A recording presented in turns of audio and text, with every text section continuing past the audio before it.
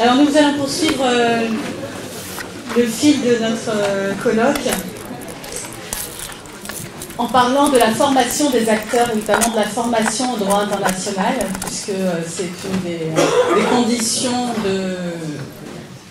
de l'action, en fait, que d'avoir notamment des militants syndicaux formés, et formés au droit international, à la mobilisation de cet outil, de cette arme, parfois, qu'est le droit international.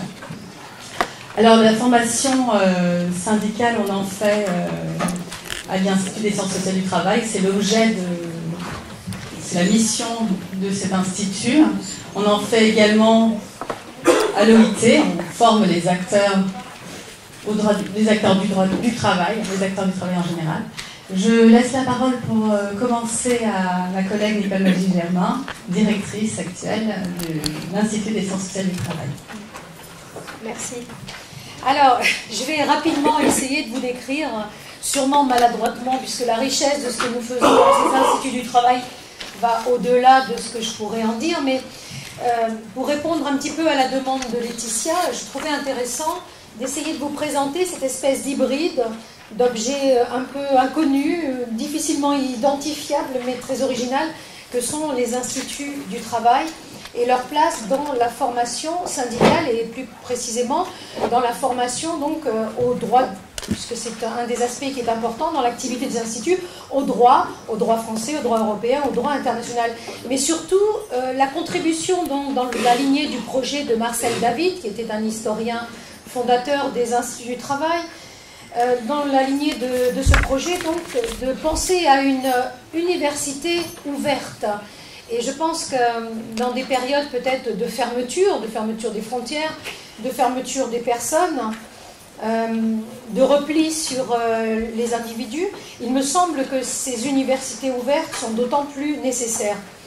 Donc, ce projet de création des instituts du travail en France est un projet à la fois politique et sociétal qui est conduit donc dès l'après-guerre.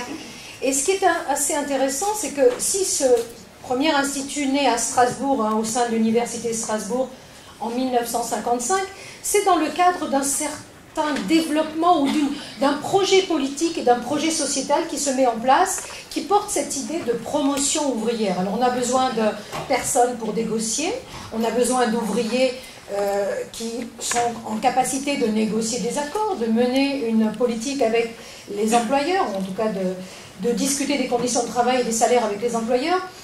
Donc l'idée qu'il faut développer cette promotion ouvrière et émanciper, et on retrouvera beaucoup cette notion, émanciper les personnes par l'accès au savoir. Ces idées sont au fondement de la création des instituts du travail. Donc l'universitaire Marcel David, qui est en poste donc à Strasbourg, qui a une histoire dans la résistance aussi tout à fait particulière, avec des rencontres qu'il fera à ce moment-là particulières, sont au fondement de la création de ces instituts du travail. Avec toujours cette idée qu'il faut permettre au monde du travail d'accéder à une forme d'émancipation par le savoir, mais également de faire se rencontrer deux mondes improbables, l'université et le monde syndical. Donc c'est intéressant de voir que le premier colloque qui ensuite donnera l'impulsion à la création de ces instituts est organisé en 1952 sous le patronage du Bureau international du travail et de la section française de l'UNESCO, excusez-moi, qui en parviennent à la conclusion d'une collaboration entre l'université, donc dans le cadre de ces formations ouvrières, entre l'université et les militants syndicaux.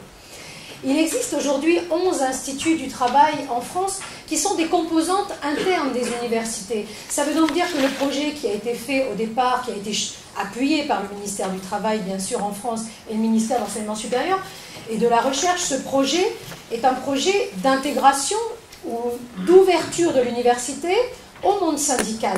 Autrement dit, les collègues, moi au premier rang, Laetitia Driguez, qui enseigne dans ces instituts de travail, sont des universitaires au même titre que les autres. Cet aspect-là des choses est très important.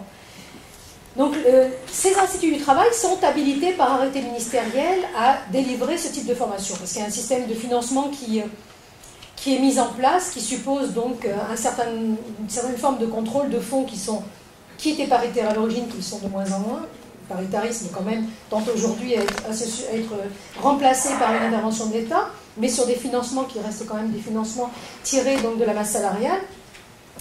Et ce qui est intéressant, c'est que ces instituts du travail vont délivrer leur formation dans le cadre du congé de formation économique, sociale et syndicale et du congé de formation prud'homale. C'est-à-dire que le droit octroie un droit d'absence rémunéré à des militants, des responsables, des représentants syndicaux qui souhaitent se former. Le double rattachement de ces instituts est important. C'est un rattachement institutionnel à la fois au ministère du Travail et au ministère de l'Enseignement supérieur. C'est-à-dire que cette double source de financement va permettre d'ouvrir, une petite pensée pour Alain Supiot à ce moment-là, un droit de tirage sur un nombre de sessions de formation juridique au pluridisciplinaire universitaire. C'est-à-dire que les militants, les responsables, les représentants qui suivent ces formations n'engagent aucune dépense. Tout est pris en charge par ce double financement, ministère du Travail, ministère de l'Enseignement supérieur et de la Recherche. Mais c'est aussi essentiel de rappeler que ce projet est porté dès l'origine, alors il y a des travaux qui sont intéressants, tout le monde qui a des divergences, évidemment, comme dans la vraie vie, mais quand même, les organisations syndicales sont extrêmement attachées au fondement de la création de ces instituts du travail, de par la dimension émancipatrice de l'enseignement universitaire. Et puis, ce qu'il ne faut pas oublier, c'est que ces formations universitaires restent quand même dispensées dans le cadre d'un engagement militant. Et je pense que c'est toute la difficulté aujourd'hui que ces types de formations rencontrent, et la difficulté, j'y reviendrai un petit peu plus tard, dans le cadre de la reconnaissance des compétences liées au mandat. C'est-à-dire que ce sont bien des formations universitaires qui sont délivrées par des universitaires qui ne représentent pas l'organisation syndicale, qui donc transmettent un savoir universitaire, mais ces formations sont dispensées dans le cadre d'un engagement militant. Et ça renvoie aussi au débat sur la professionnalisation du mandat.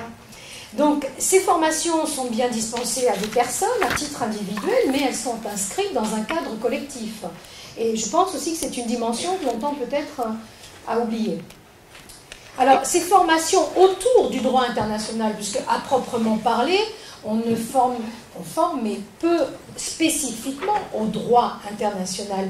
Mais il y a toujours un éclairage dans l'ensemble des formations, un éclairage, une demi-journée d'intervention, puisqu'en général, ce sont des sessions de formation sur 5 jours, et la durée de 5 jours n'est pas anodine, puisqu'il y a un collectif qui se forme pendant 5 jours, donc on n'est pas uniquement sur la transmission de savoir, on est aussi sur la constitution d'un collectif, d'un ensemble de représentants qui vont pouvoir échanger, se réapproprier les savoirs et les traduire en termes d'action syndicale. Donc l'éclairage européen est important, que ce soit l'Union européenne, le Conseil de l'Europe.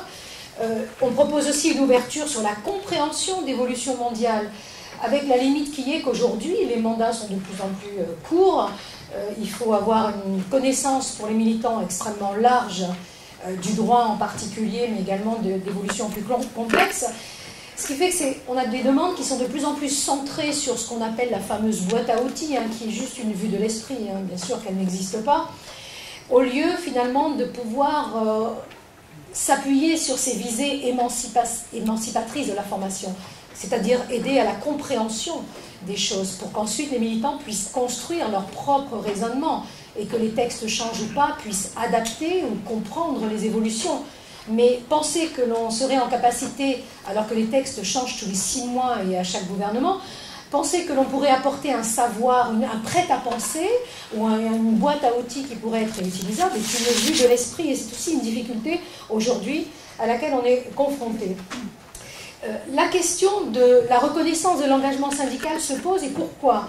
Parce qu'elle me semble intéressante aujourd'hui à aborder, parce que poser la question en ces termes, c'est-à-dire comment reconnaît-on l'engagement syndical, pose aussi indirectement en filigrane la question de la nature de la formation suivie et de la nature de l'engagement qui, de mon point de vue, au fil des réformes, se transforme.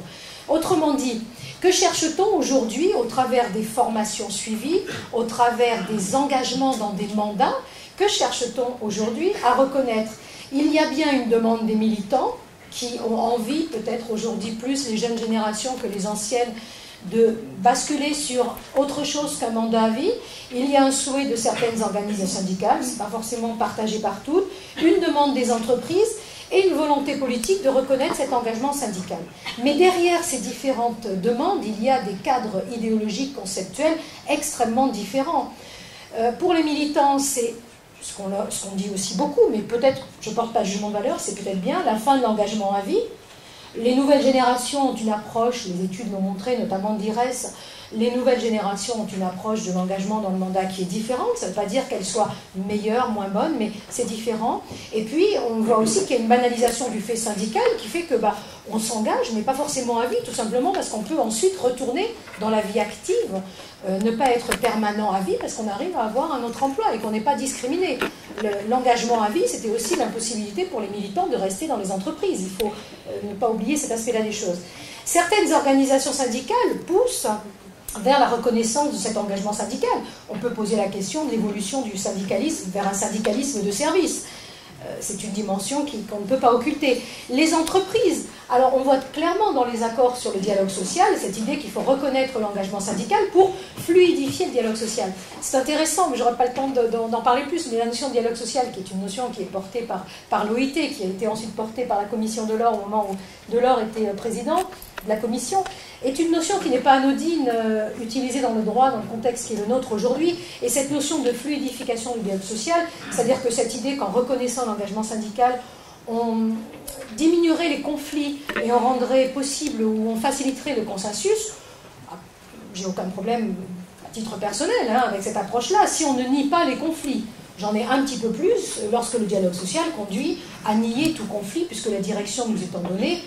Je passe sur la référence à la gouvernance, au pilotage, à la feuille de route. Vous vous êtes interrogé sur des notions comme la feuille de route. Pourquoi on ne parle plus de projet politique aujourd'hui? Pourquoi ça devient une feuille de route?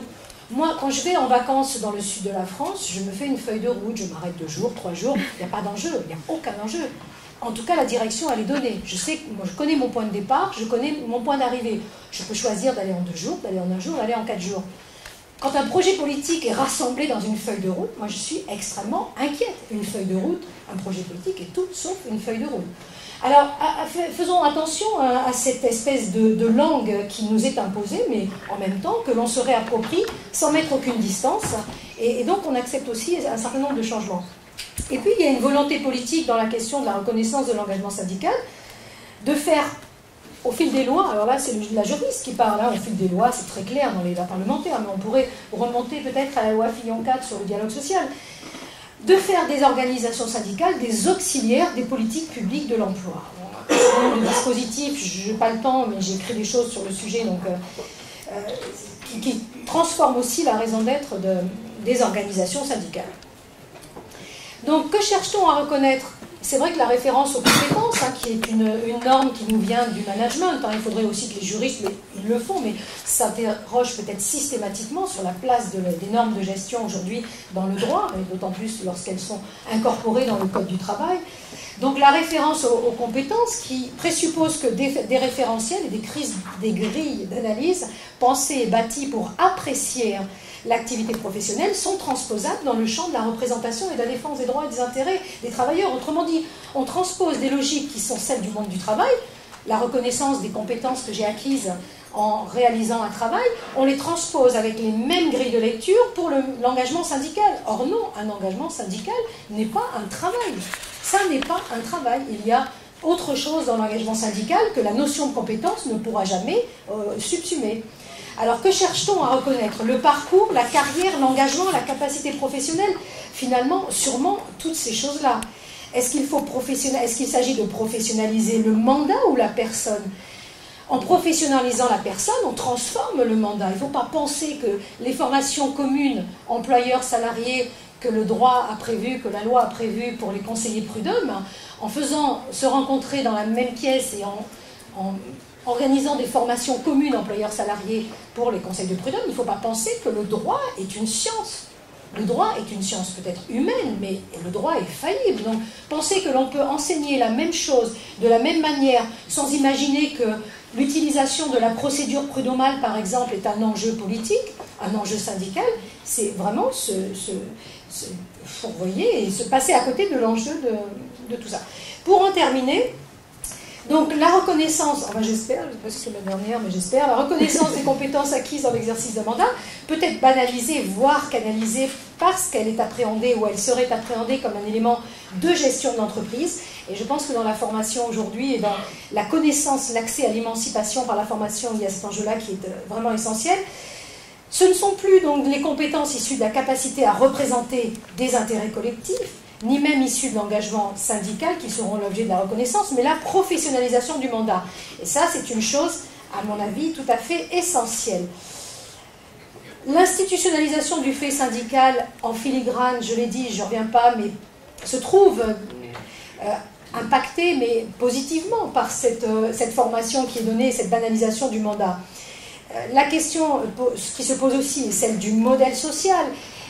On voit bien que derrière cette notion de dialogue social et donc de formation au dialogue social, par exemple, qui se met en place, on a cette idée de mettre en place un dialogue social constructif, de qualité, de rénover notre modèle social, c'est-à-dire d'aller vers une logique d'accompagnement, beaucoup plus de conflits. Et encore une fois, je ne pense pas que le conflit soit la finalité, c'est simplement la négation du conflit qui est problématique. Et puis, il me semble essentiel de distinguer l'intérêt général, l'intérêt commun, l'intérêt collectif. Les organisations syndicales n'ont jamais, du point de vue de l'analyse juridique, porté l'intérêt général. Elles n'ont pas la capacité.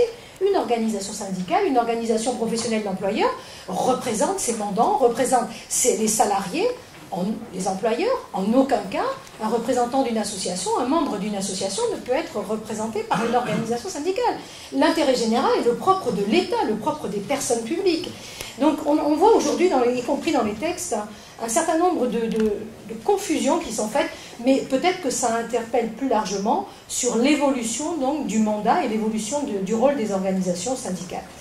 En guise de conclusion, donc on peut s'interroger sur, en tout cas, ce que le gouvernement français met en avant aujourd'hui, c'est-à-dire la reconnaissance des compétences liées au mandat, surtout dans un contexte de délégitimation des organisations syndicales. Mais ça paraît très caricatural, et c'est beaucoup plus construit dans mon propos, mais je n'ai pas le temps de développer.